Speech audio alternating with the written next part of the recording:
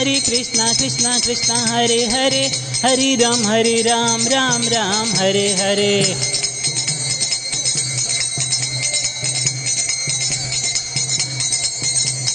हरे कृष्णा कृष्णा कृष्णा हरे हरे, हरे राम राम राम हरे हरे।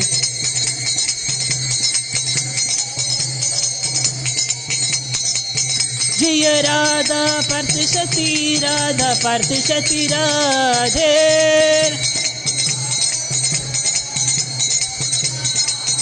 जय गौरानिताय जय गौरानिताय।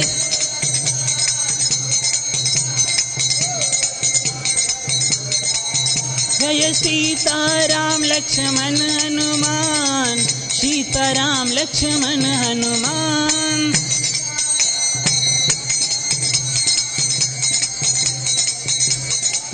जय जय प्रभुपाद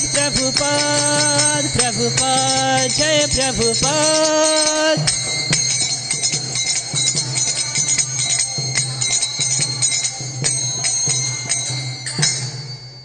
जय ओम विष्णुपाद परमहंस परिव्राजकाचार्य अष्टोत्तर शतशत श्रीमद् श्री भक्ति वेदांत स्वामी श्रील प्रभुपाद की, श्रील भक्ति सिद्धांत सरस्वती ठाकुर की।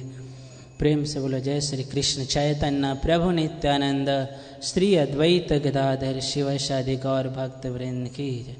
नामाचार्य हरिदास ठाकुर की, गंगा माई यमुना माई की, वृंदावन मथुरा धाम की। निताय गौर प्रेमानंदे। ऑल गुड तेम्बल डिवोटीज हरे कृष्णा, ऑल गुड तेम्बल डिवोटीज हरे कृष्णा, ऑल गुड तेम्बल डिवोटी हरे कृष्णा। श्री श्री गौरांग राम की जय, श्री श्री श्रीवास पाठ ठाकुर की हरे कृष्णा।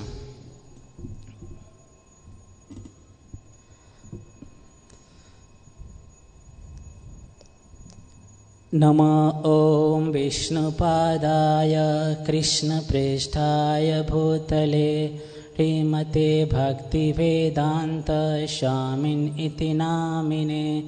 नमस्ते सारस्वते देवे गौरवाणी प्रचारिणे, निर्विशेष शून्यवादी पश्चात्देशतारिणे। हरे कृष्णा।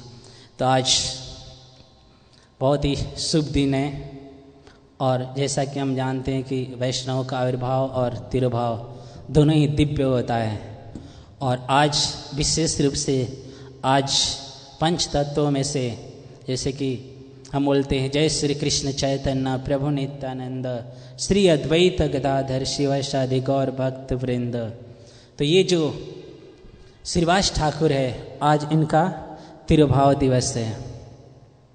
तो इन्हीं के बारे में आज हम चर्चा करेंगे कि श्रीवास ठाकुर कितने प्रिय हैं श्री चैतन्य महाप्रभु को। ये पंच तत्वों में से सबसे प्रिय हम देखते हैं कि गौरनिताई भगवान को कितने प्रिय हैं ये। तो इन्हीं के बारे में चर्चा होगी। इसके पहले हम प्रभु से कृपा की याचना करेंगे।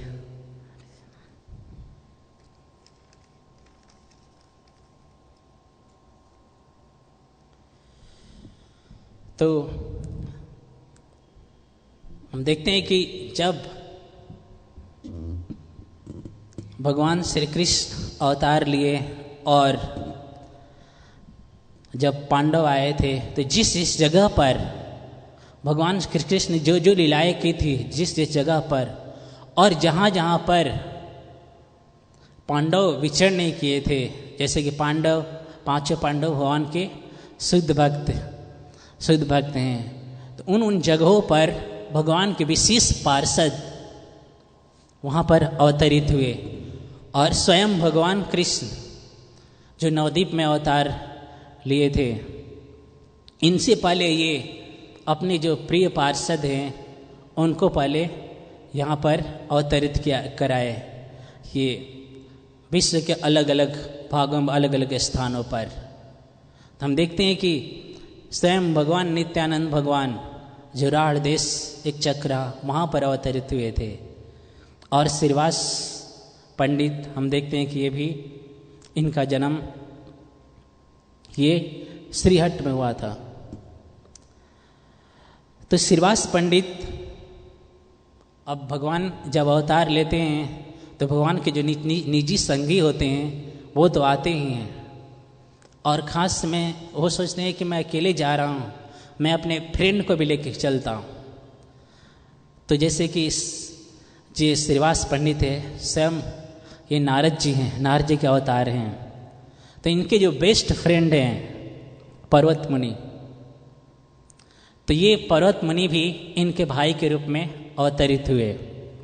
तो ये श्रीवास पंडित जो नारद जी हैं वो श्रीवास पंडित के रूप में अवतार लिए, और इनके जो छोटे भाई हैं रामाई पंडित, राम पंडित, ये भी अवतार लिए।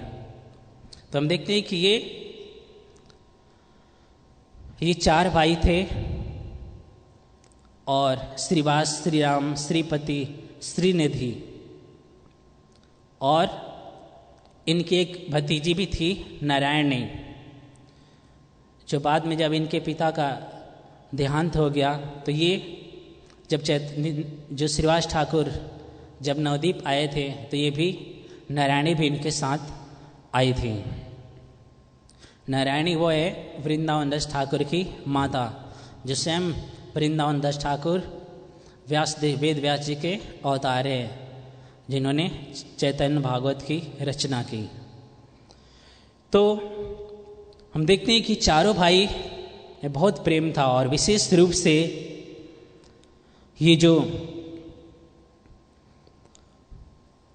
चारों भाई थे ये क्या करते थे, जैसे कि श्रीवास पंडित और इनके भाई रोज भगवान कृष्ण की उपासना करते थे, आराधना करते थे, और जब नवदीप आए तो 3 टाइम दिन में 3 बार गंगा जी में स्नान किया करते थे, रोज इनका नियम था।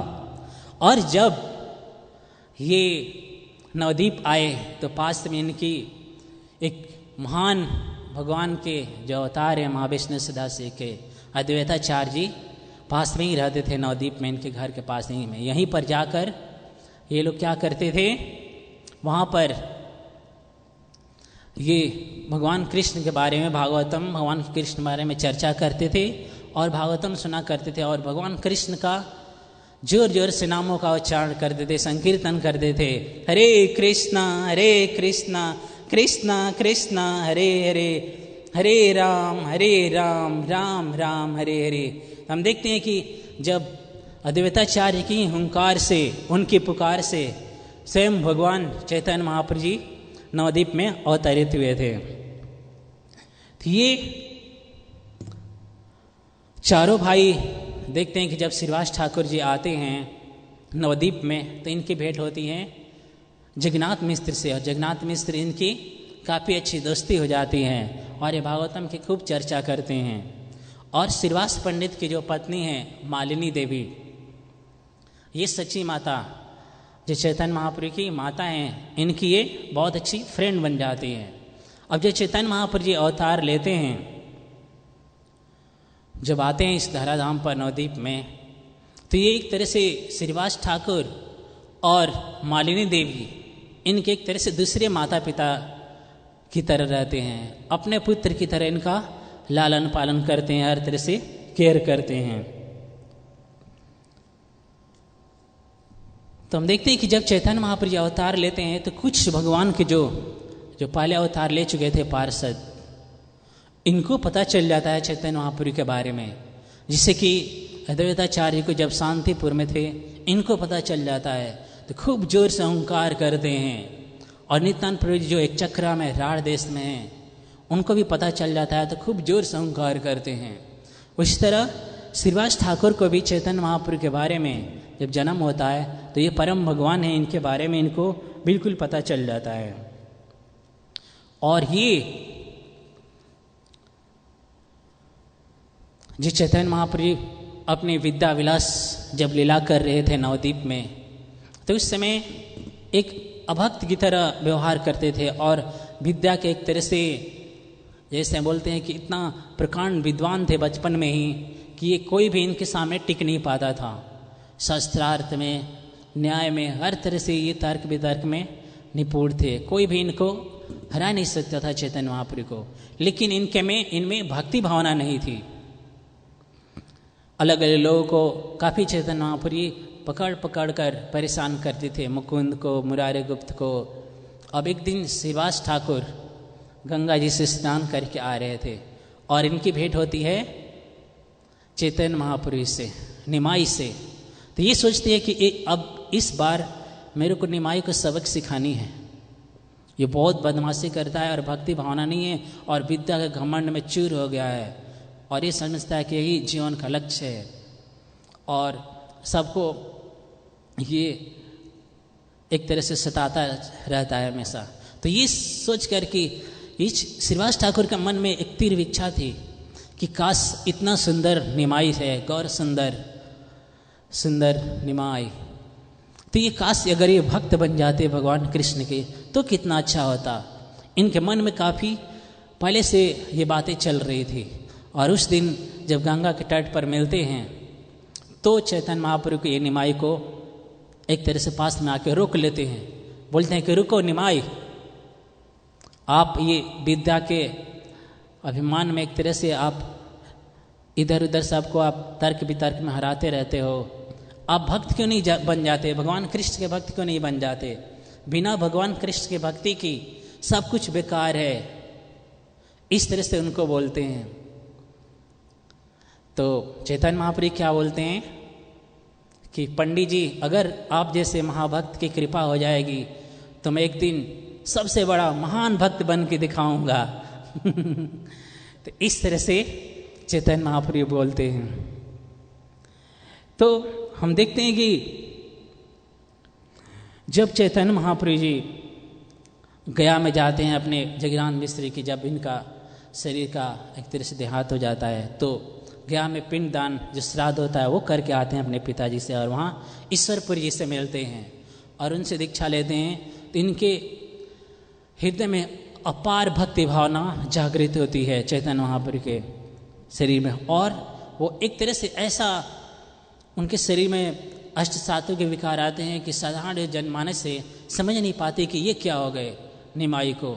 और अलग अलग लोग अलग अलग तरीके से इनको बात करते हैं। और जब घर पर आते हैं तो सब लोग अलग अलग लोग आते हैं। चैतन्य महाप्रभु की जो सची माता है काफ़ी चिंतित हैं कि निमाई गया था, क्या हो गया इसको वात रोग लग गया, अलग अलग रोग लग गया।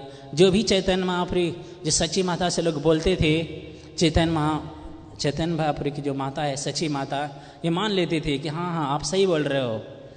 जैसे कि चैतन्य भागवत में वृंदावन दास ठाकुर लिखते हैं कि चिंताय व्याकुल सची किछु नहीं जाने, गोविंद शरणे गेला काय वाक्य माने।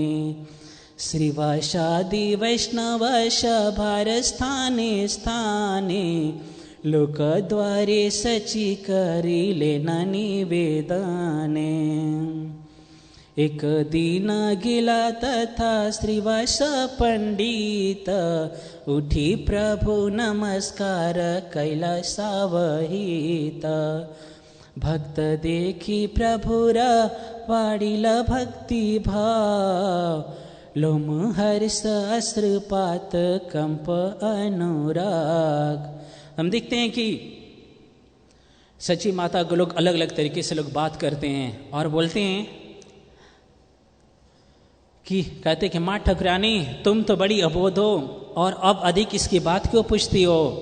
पुरानी वायु शरीर में फिर से उभर आई है, इसलिए इसके तो दोनों पांव बांध कर घर में अटका रखो। इस तरह से अलग अलग लोग अलग अलग अपना विचार देते हैं सच्ची माता को। सच्ची माता जी इतने एक तरह से बिल्कुल सरल हृदय की हैं, जो भी लोग बोलते हैं वो मान लेती हैं कि हाँ आप ठीक बोल रहे हो, आप भी ठीक बोल रहे हो। लोग अलग अलग तरीके से अलग अलग दवाई बोलते हैं। जैसे कि बोलते हैं कि हर किसी से पूछा जाए रोग के बारे में सब लोग बताते हैं, सिर्फ कोरोना को छोड़कर अलग अलग सब लोग डॉक्टर बन जाते हैं। लेकिन फिर अलग अलग लोग बोलते हैं कि इन्हें पीने के लिए 2 हरे नारियल या पानी, जिससे कि वायु प्रबल होकर उन्माद न हो पावे। कोई कहते अरे इस रोग में छोटी छोटी दवाइयों से काम नहीं चलेगा, शिवाघृत के प्रयोग से ही यह वायु दूर हो सकती है। और सुनो, सिर में पाक तेल की मालिश करके स्नान कराया करो, जब तक वायु का जोर रहे और बुद्धि ठीक ना हो जाए। जगन माता सची देवी परम उदार हैं, वे जिसके मुख से जो कुछ सुनती है वही कहने भी लगती हैं। चिंता से व्याकुल होकर उन्हें कुछ सूझता नहीं था। वे मन कर्म वचन से श्री गोविंद की शरण में गई। उन्होंने श्रीवास आदि सब वैष्णव के निकट आदमी भेज कर यह सब वृतांत निवेदन किया। एक दिन श्रीवास पंडित वहाँ आए तो प्रभु ने उठकर सावधानी से नमस्कार किया। भक्त के दर्शन से प्रभु में भक्ति भाव उमड़ आया। प्रेम के कारण शरीर में रोमांच, अश्रु और कंप प्रकट हो आए। तो हम देखते हैं कि आगे ये सब भक्ति के भाव जो प्रकट हो रहे हैं, सारा लोग नहीं समझ पाते।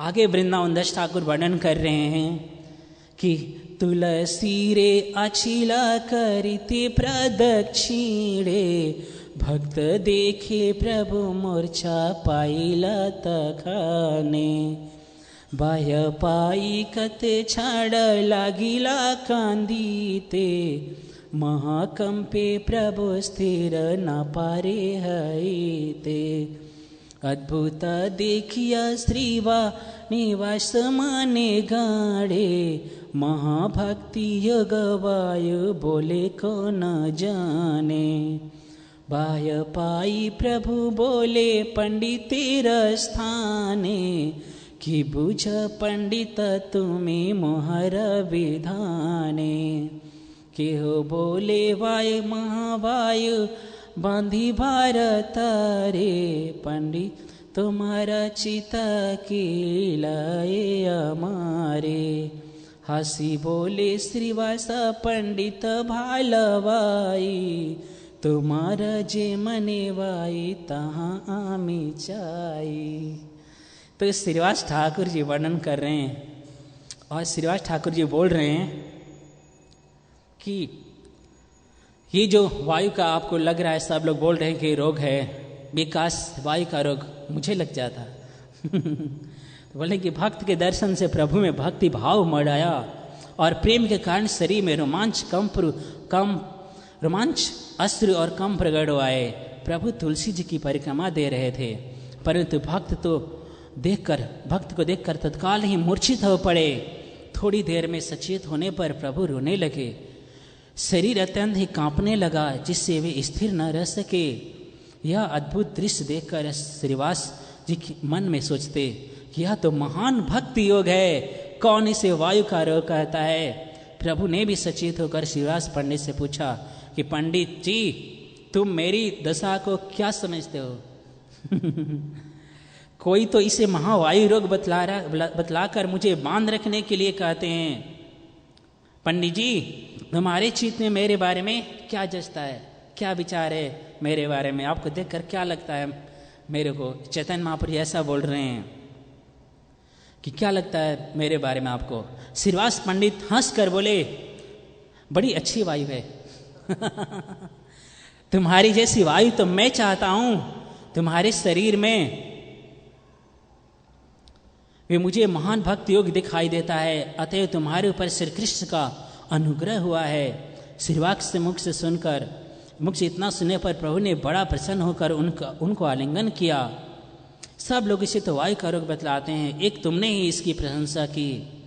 आज मैं बड़ा कृत्य हो गया, जो यदि तुम भी इसे वायु बतलाते तो मैं आज अवश्य गंगा में प्रवेश कर जाता। श्रीवास जी बोले कि तुम्हारी जो यह भक्ति योग है, इसको तो ब्रह्मा, शिव, सुखदेव आदि भी भोगना चाहते हैं। पाखंडी पापी लोग जो चाहे कुछ भी को न कहे, हम तो सब मिलकर एक स्थान पर बैठकर कीर्तन क्या करेंगे, हरि हरि। तो हम देखते हैं कि अब जो चैतन्य महाप्रभु के शरीर में भक्ति भावना उत्पन्न हुई, तो यहीं से अब श्रीवास ठाकुर के आंगन में संकीर्तन की शुरुआत होगी। और यहीं से हम देखते हैं कि भगवान चैतन्य महापुरी जन्म लिए कहाँ पर? सची माता के घर पर। लेकिन अब जितनी सारी लीलाएं हैं, अपनी संकीर्तन की लीलाएं श्रीवास ठाकुर के आंगन में किए। एक तरह से हम देखते हैं कि कितना श्रीवास ठाकुर का आंगन कितना ये महत्वमय, कितना ये सर पवित्र है, भक्ति भावना से पूर्ण है, जहाँ पर स्वयं चैतन्य महाप्रभु, नित्यानंद प्रभु, अद्वैताचार्य, गदाधर पंडित, सारे महान भक्त एक साथ इकट्ठा होकर भगवान के नामों का जोर से कीर्तन कर रहे हैं। हरे कृष्णा कृष्णा कृष्णा हरे हरे, हरे राम राम राम हरे हरे। तो यहाँ से शुरुआत होती है। एक तरह से जो श्रीवास ठाकुर का आंगन है, एक तरह से वो रास स्थली है। जैसे कि बताते हैं बहुत विद्वान कि वहाँ पर भगवान ने बहुत सारी लीलाएं की थी। तो एक बार जब श्रीवास ठाकुर अपने घर पर भगवान की पूजा कर रहे थे और गेट बंद था, क्योंकि उस समय अपना दरवाज़ा बंद करके रखते थे, क्योंकि मुसलमानों का काफ़ी डर रहता था और मुसलमान लोग तंग करते थे। श्रीवास ठाकुर को धमकी दिया करते थे कि अगर तुमने जोर जोर से संकीर्तन किया तो हम चांद काजी से एक तरह से शिकायत करके ये तुम्हारा धर्म भ्रष्ट कर देंगे। तो पहले धर्म भ्रष्ट करना बिल्कुल आसान था। थोड़ी सी पानी लो, किसी पर फेंक दो, तुरंत उसका पूरा पता नहीं कौन सा सो कॉल्ड धर्म चेंज हो जाता था। तो वहाँ पर चैतन्य महापुरुष जाते हैं दौड़ते हुए और गेट पर एक अपने चांडों से प्रहार करते हैं और फिर श्रीवास ठाकुर को बोलते हैं कि श्रीवास, तुम किसकी पूजा कर रहे हो? मुझे देखो, जिनको देख रहे हो, जिनकी पूजा कर रहे हो, स्वयं मैं ही हूँ। और वो आसन वेदी पर चले जाते हैं चैतन्य महापुरुष, वहाँ पर चतुर्भुज विष्णु मोहन का रूप दिखाते हैं। तो हम देखते हैं कि वहाँ पर चैतन्य महापुरुष शुरू में अपनी लीलाएं वहाँ पर शुरू कर रहे हैं। तो इस तरह से वहाँ पर नारायणी भी थी, जो वृंदावन दास ठाकुर की माता, वो अभी बच्ची थी। तो ये श्रीवास ठाकुर के अंदर डर लगा रहता था कि मुसलमान कहीं हमें तंग न कर दे। तो उन्होंने चैतन्य महापुरुष जब आए तो ये सब लीलाएं दिखा रहे थे, लेकिन फिर भी श्रीवास ठाकुर के हृदय से भय जा नहीं रहा था। तब उन्होंने जो नारायणी, जो छोटी बच्ची है 5 वर्ष की, उससे बोलते हैं कि नारायणी, तुम कृष्ण कृष्ण कहकर नृत्य करो। इतना कहने से ही, आज्ञा देने से ही नारायणी जोर जोर से खूब कूद कूद कर नृत्य करने लगती है। एक छोटी 5 वर्ष की बच्ची, कितना वजन होगा, और जब नृत्य करने लगी तो उसके शरीर से अष्ट सातु के विकार आने लगे और उसकी आंखों से इतने अश्रु बहे कि पूरा आंगन भर गया। उसके शरीर में कितना पानी होगा? कम से कम 20-30 10-15 लीटर, वो भी नहीं होगा, और पूरा आंगन भर गया अश्रु से।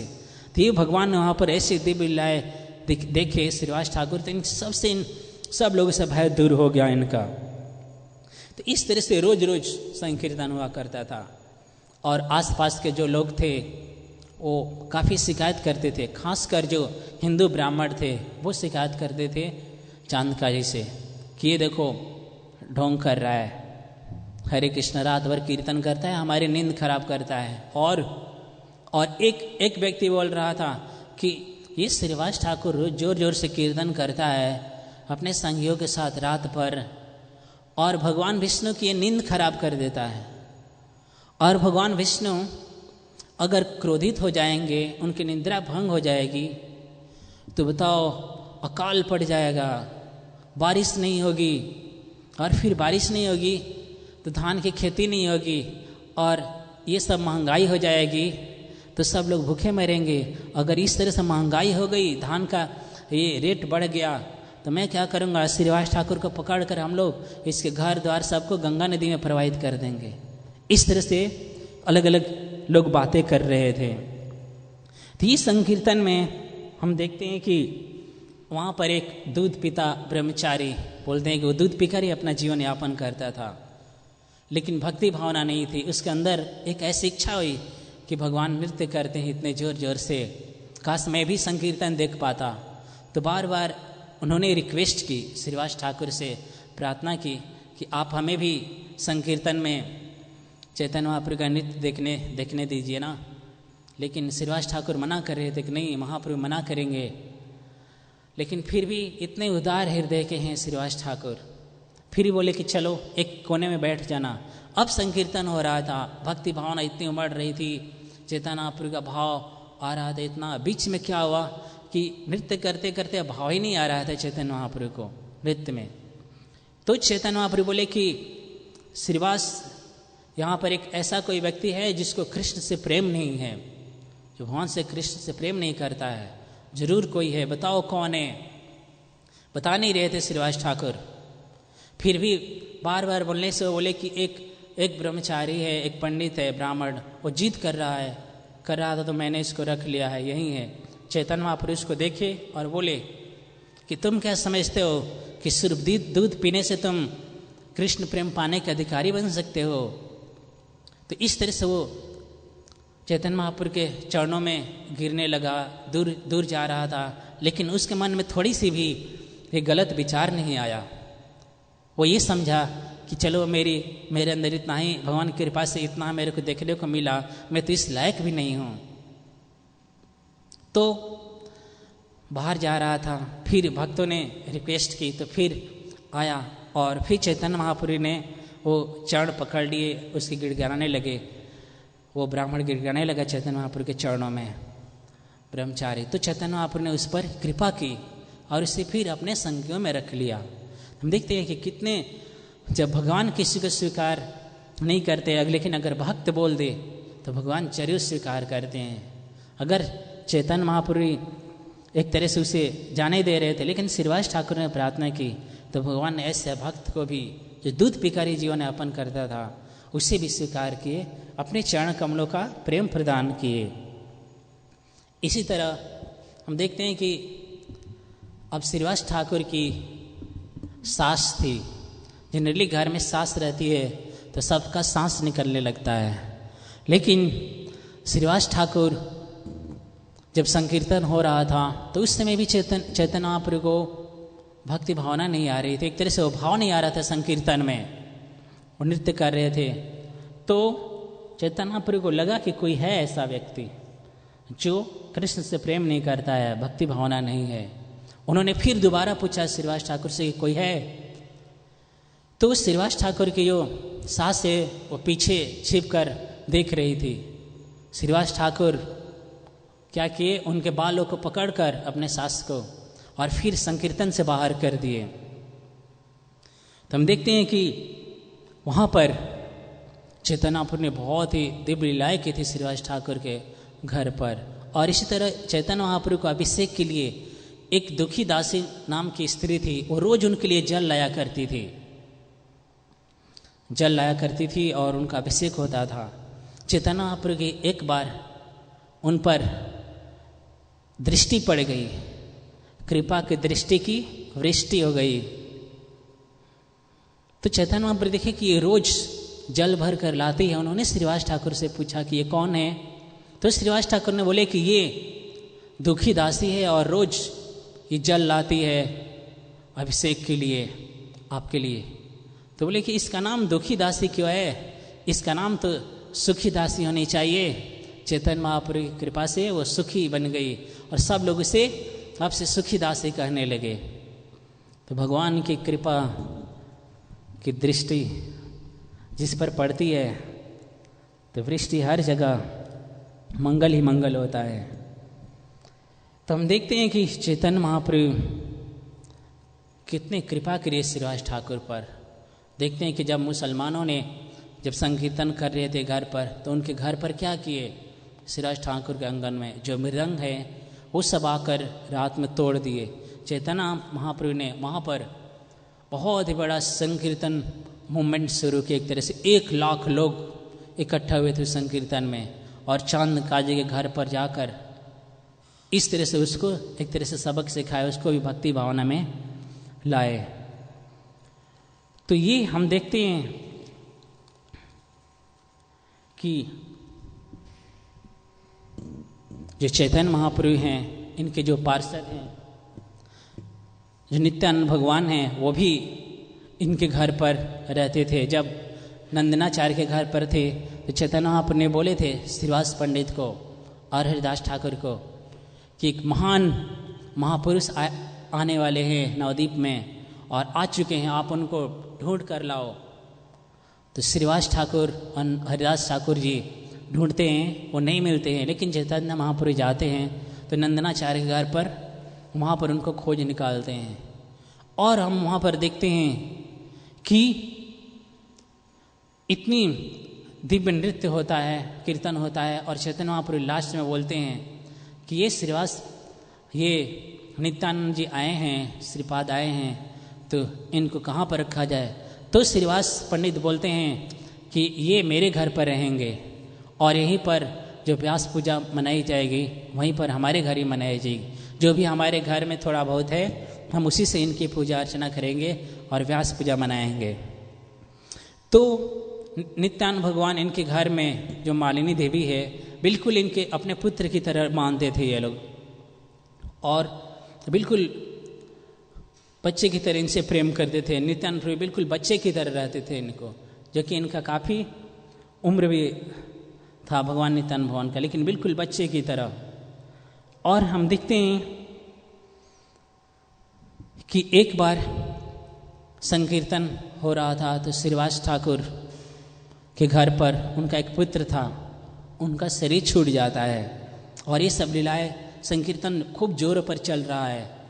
और साइड रूम में जो उनकी पत्नी है, सब घर के लोग सदस्य हैं, वो लोग रो रहे हैं। श्रीवास ठाकुर उनको मना करते हैं, इतनी भक्ति भावना कि श्रीवास ठाकुर मना कर रहे हैं कि अगर तुम लोग रो रहे हो और इस चैतन्य महाप्रभु को पता चल जाएगा और उनके नृत्य में संकीर्तन में थोड़ा सा भी विघ्न पड़ेगा, रुक जाएगा, तो मैं अपने गले में घड़ा बांधकर गंगा नदी में डूब मरूंगा।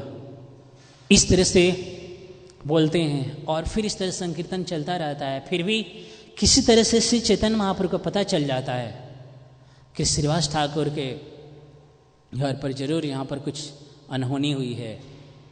फिर किसी द्वारा पता चलता है तो चैतन्य महाप्रभु पता करके आते हैं उस बच्चे के पास और बोलते हैं कि आप श्रीवास ठाकुर का घर छोड़कर क्यों जा रहे हो। फिर उस पर कृपा करते हैं तो उसका फिर शरीर में प्राण आ जाता है और फिर वो उनका पुत्र जीवित हो जाता है और फिर बात करने लगता है। श्रीवास ठाकुर से बोलता है वो बच्चा कि ये पंडित जी के घर में जितने समय तक मेरा भाग्य में था लिखा उतने समय तक मैं था। वो बच्चा श्रीवास ठाकुर के घर में है, उनका पुत्र है, लेकिन बाद में जब उसके प्राण आता है शरीर में, वो श्रीवास ठाकुर को पिताजी नहीं बोलता है बोलता है कि ये पंडित जी के घर में जितना समय तक मेरे आपकी कृपा से यहाँ पर रहने का मौका मिला था, ये था समय मैं यहाँ पर रहा। अब आपकी कृपा से मैं जा रहा हूँ दूसरी जगह, आप मेरे पर प्रार्थना कृपा कीजिए कि मैं कहीं भी रहूँ आपके चरण कमलों को स्मरण करता रहूँ। तो फिर वहाँ पर हम देखते हैं कि कितनी भक्ति भावना है, क्या उनका श्रीवास ठाकुर की गृहस्थी है। देखते हैं कि परिवार में थोड़ा सा भी किसी का कुछ होता है तो गृहस्थ भक्त त्राही तरह मच जाती है। यहाँ तक कुछ होने पर पूजा पाठ यहाँ पर तक कि जब भी छोड़ देते हैं लोग, और इस तरह से सब कुछ नर्वस हो जाता है। और फिर हम देखते हैं कि श्रीवास ठाकुर की क्या भक्ति भावना है, जिनके घर में भगवान चैतन्य महाप्रभु नित्यानंद भगवान वहाँ पर नृत्य कर रहे हैं।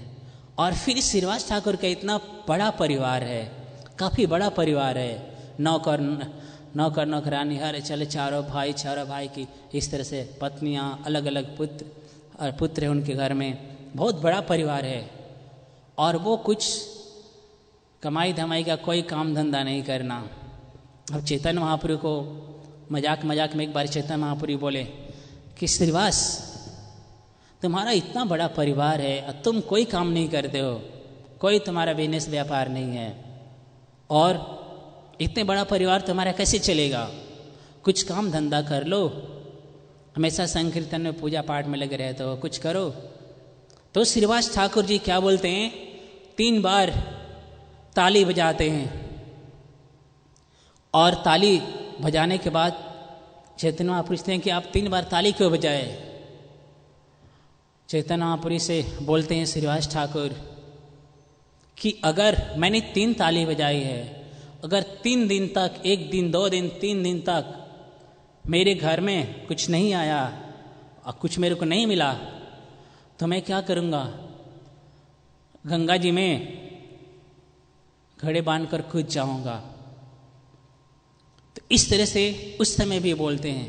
तो चैतन्य महाप्रभु खूब खुशी से वो भाव विभोर होकर बोलते हैं कि अगर भले ही लक्ष्मी जी को घर घर जाकर भिक्षाटन करना पड़े, ये हो सकता है, लेकिन श्रीवास ठाकुर तुम्हारे घर में कभी भी किसी चीज की कोई कमी नहीं रहेगी।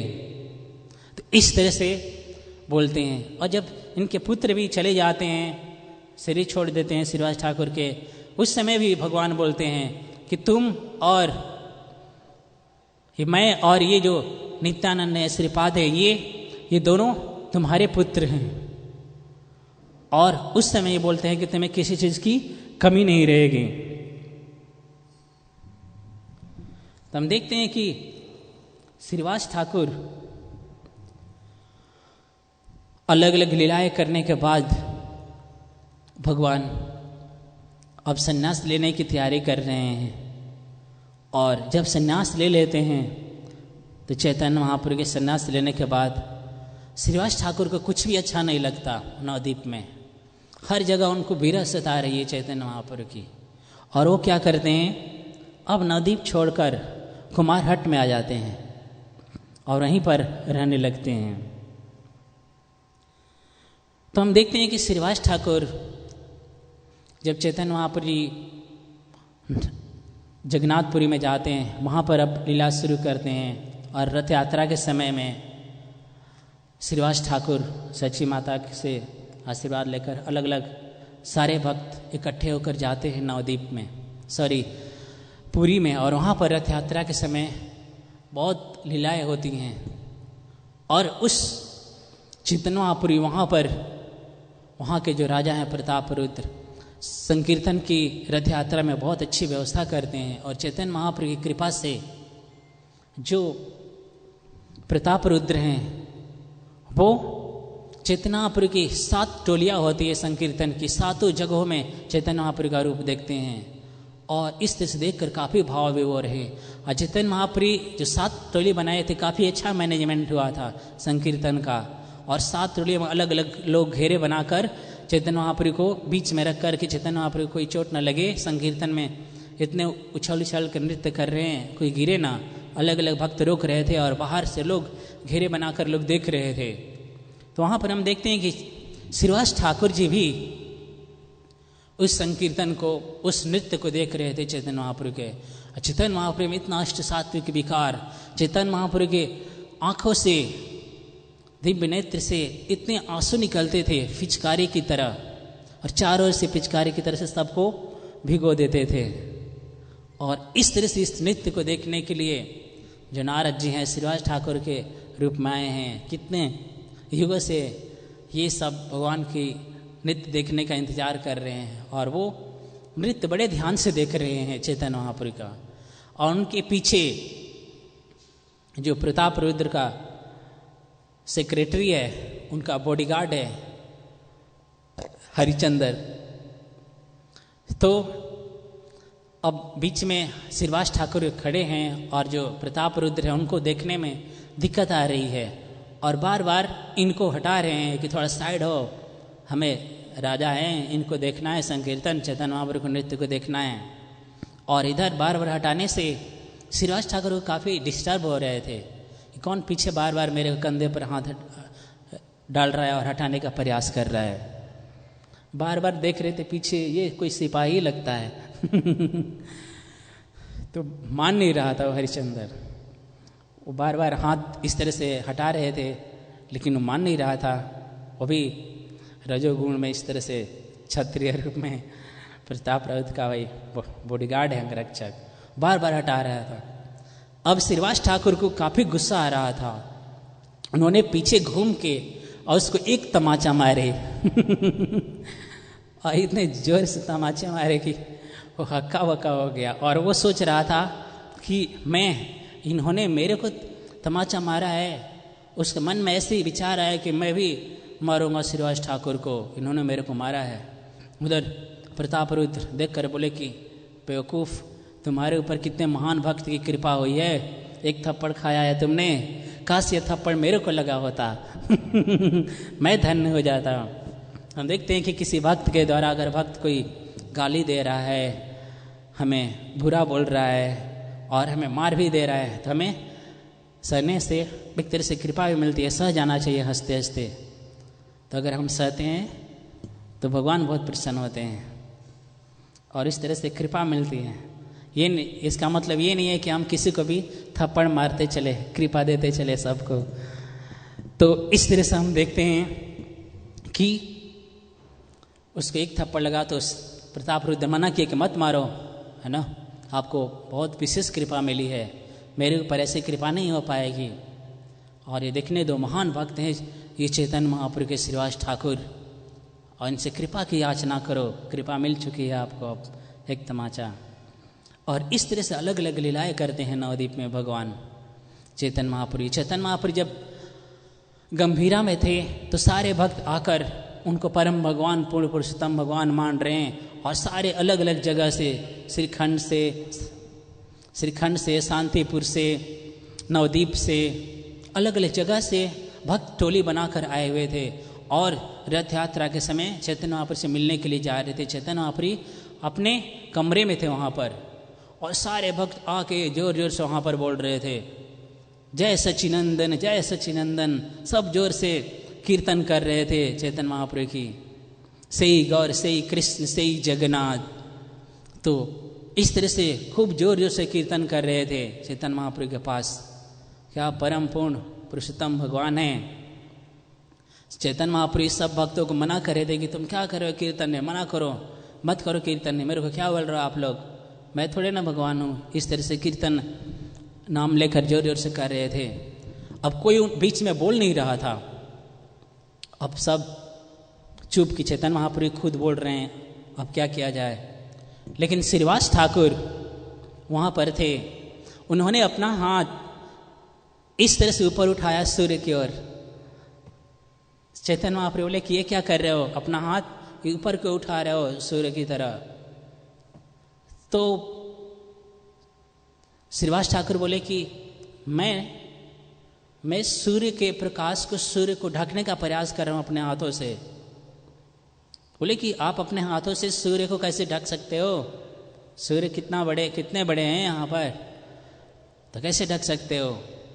तो श्रीवास ठाकुर बोले कि आपकी कृपा, आपका इतनी महानता, आपका इतना ख्याति चारों ओर फैल रही है, सारे भक्त कीर्तन कर रहे हैं, सारे त्रिभुवन में आपका जय जयकार हो रहा है, मैं इसको कैसे रोक सकता हूँ, कैसे बंद कर सकता हूँ। तो ये आपकी ख्याति बढ़ती जा रही है, जय सच्चिनंदन भक्त कीर्तन कर रहे हैं, तो कीर्तन करने दीजिए। उस समय किसी में भी हिम्मत नहीं हो रही थी बोलने के लिए, लेकिन श्रीवास ठाकुर वहाँ पर बोले। हम देखते हैं कि श्रीवास ठाकुर कितने प्रिय हैं चैतन्य महाप्रभु को, और इस तरह से आज उनका तिरुभाव वादा तो विशेष रूप से हम उनसे प्रार्थना कर सकते हैं कि हमें वो अपनी कृपा करें हमारे ऊपर, कि हमारे अंदर भी चैतन्य महाप्रभु नित्यानंद प्रभु और उनके प्रति भक्ति भावना उत्पन्न हो। तो मैं यहीं पर विराम दूंगा, हम प्रभु से और विशेष रूप से सुनेंगे। हरे कृष्णा।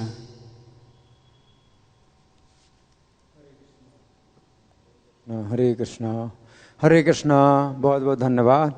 तो आज का दिन बहुत ही पवित्र है, श्रील श्रीवास पंडित का तिरुभाव दिवस है। तो एक बिंदु तो ये है समझने वाला कि श्रीवास पंडित के घर में जो संकीर्तन आंदोलन प्रारंभ हुआ, तो उसका कारण केवल एक ही था कि सची माता जो है बहुत चिंतित हैं कि उनके निमाई को कुछ हो गया है, और जितने लोग मिलते हैं उतनी बातें हैं, लेकिन सभी जो है या तो रोग बतलाते हैं, या पागलपन बतलाते हैं, या वायु का विकार बताते हैं। कोई जो है सही इसका जो है जो रहस्य वो नहीं बताता, जो सही बात है कोई नहीं बताता, है ना। लेकिन जब श्रीवास पंडित आए तो पहली बार एक व्यक्ति आया जिसने सची माता को बताया कि असली जो है बात क्या है। और बड़े सौभाग्य की बात है ये कि महान भक्ति योग प्राप्त हुआ है, आपके पुत्र को महान भक्ति योग प्राप्त हुआ है। तो ये जो सूचना है ये सची माता को श्रीवास पंडित ने ही दी। तो सची माता का जो तनाव है वो श्रीवास पंडित ने दूर किया। और श्रीवास पंडित ने कहा कि आप जो पाखंडी लोग हैं, जो मूर्ख लोग हैं, पापी लोग हैं, उनसे आप मत बात करो कुछ भी। अगर आप कृष्ण के महात्मा को देखना चाहती हैं तो आप जो है बिल्कुल बात मत करो उन लोगों से, तो आपको कृष्ण का महात्मा दिखाई पड़ेगा। क्योंकि ये इतना महान भक्ति योग है कि जैसे नारद हैं, प्रहलाद हैं, सुखदेव हैं, तो ऐसे लोगों को जो भक्ति योग नहीं प्राप्त हुआ है वो भक्ति योग इनके अंदर है। तो हमारे लिए बड़े सौभाग्य की बात है। और श्रीवास पंडित ने कहा कि अब पाखंडी लोग, पापी लोग कुछ भी कहें, हम तो एक जगह बैठ करके कीर्तन करेंगे। तो ये जो विचार श्रीवास पंडित का था, तो उसी विचार के आधार पर चैतन्य महाप्रभु ने इनके घर में कीर्तन करना शुरू किया। तो सबसे बड़ी जो बात है कि माता सची को बड़ी राहत मिली केवल एक व्यक्ति के कारण, और वह है श्रीवास पंडित, है ना। जबकि जितने लोग मिलते थे तो उतना और उनको तनाव और चिंता प्रदान करते थे। तो भगवान की माता की जो चिंता दूर करे है ना, तो उसकी कितनी बड़ी सेवा।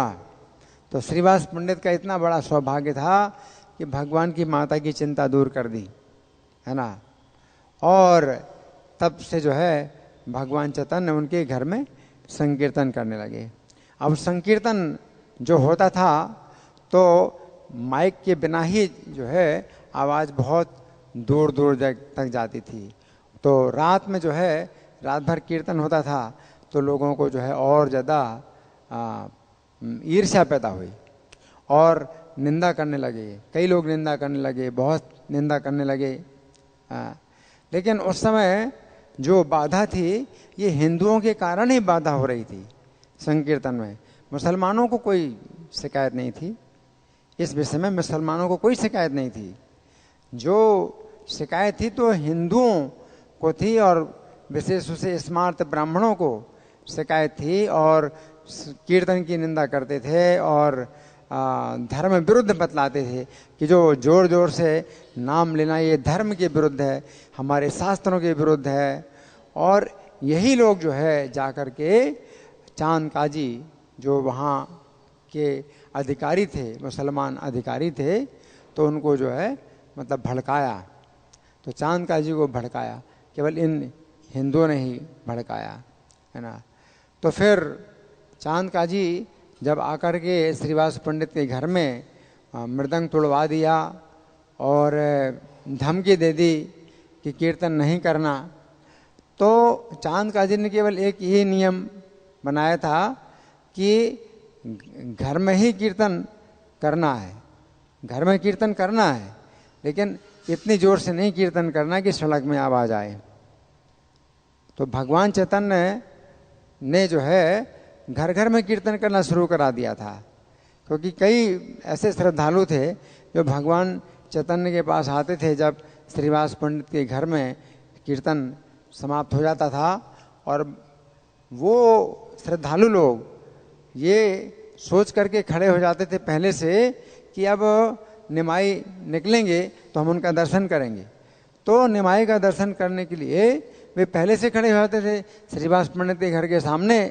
और जब श्री चैतन्य निकलते थे तो वे लोग जो है अपनी ओर से कुछ भेंट अर्पित करते थे, कोई केला, कोई खील, तो अलग अलग चीज़ें भेंट करते थे और प्रणाम करते थे। तो भगवान चैतन्य उनको जो है आदेश देते थे कि अपने अपने घरों में आप लोग भी कीर्तन करो। तो इस प्रकार से घर घर में कीर्तन शुरू हो गया था, लेकिन सड़क में कीर्तन नहीं शुरू हुआ था। सड़क में कीर्तन नहीं शुरू हुआ था, घर घर में कीर्तन हो रहा था। और मुसलमानों को कोई इसमें शिकायत नहीं थी। लेकिन शिकायत क्या थी, किनको थी? जो हिंदू जो थे, स्मार्त ब्राह्मण थे, जो कीर्तन की निंदा करते थे, धर्म की निंदा करते, धर्म के विरुद्ध बतलाते थे। तो उन लोगों ने जब चांद काजी से शिकायत की और चांद काजी ने कीर्तन बंद कराया, तो फिर लोग घरों में कीर्तन करते थे, तो फिर थोड़ा डर के कीर्तन करते थे कि आवाज़ कहीं निकल ना जाए और ये जो है जो मुसलमान शासक है तो ये जो है हमें वो कर देगा, बर्बाद कर देगा, जाति ले लेंगे। तो उन्होंने ये भी कहा कि धन जब्त कर लेंगे, जाति ले लेंगे, है ना। तो भक्तों को बहुत डर लगा। तो भगवान जब चैतन्य को पता चला कि भक्तों को डर है, तो उस डर को दूर करने के लिए श्रीवास के घर आए। और उस समय विशेष रूप से श्रीवास जी को डर पैदा हो गया, क्योंकि जो हिंदू लोग थे तो उन लोगों ने अफवाह फैला दी कि मुसलमान राजा की नौका आ रही है, सिपाहियों से भरी हुई नौका आ रही है, और जो कीर्तन करने वाले उनको बांध करके ले जाएंगे। तो श्रीवास पंडित को ये तो घटना बाद की है, जो चांद काजी ने वो कराया, मृदंग तुड़वाया, ये तो बाद की घटना है। अभी तो शुरू की घटना केवल यही है कि घर घर में कीर्तन हो रहा है, और श्रीवास के लिए जो है विशेष रूप से गलत एक भ्रांति पैदा कर दी कि राजा की सेना आ रही है। राजा तो हुसैन शाह है ना, तो दूर से नौका आ रही है सैनिकों की, और वो लोग बांध के ले जाएंगे। तो श्रीवास जो है नरसिंह भगवान से प्रार्थना कर रहे थे, नरसिंह भगवान से प्रार्थना कर रहे थे कि आपके कीर्तन में बाधा ना उत्पन्न हो। जो लोग अधिकारी हैं, शासन के अधिकारी हैं, वो कीर्तन में बाधा ना उत्पन्न करें। तो नरसिंह भगवान की पूजा कर रहे थे।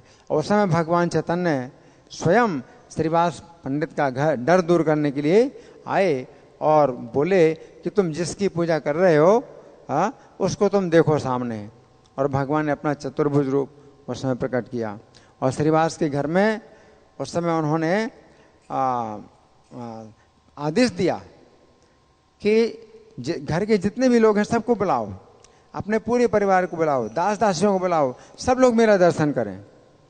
अब देखो इतना बड़ा जो रहस्य और इतनी बड़ी कृपा भगवान ने श्रीवास पंडित के घर में की, और उनके घर के दीवार जो सीमा के बाहर कोई कुछ नहीं जानता।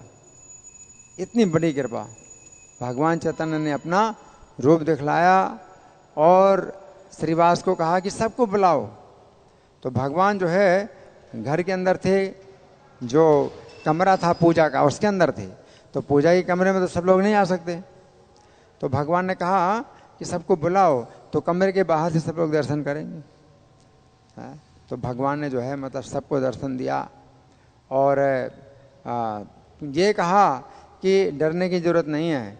वो जो राजा है वो तभी तो आदेश दे सकता है, सैनिकों को भेज सकता है जब मैं उसके मुंह से बुलवाऊं।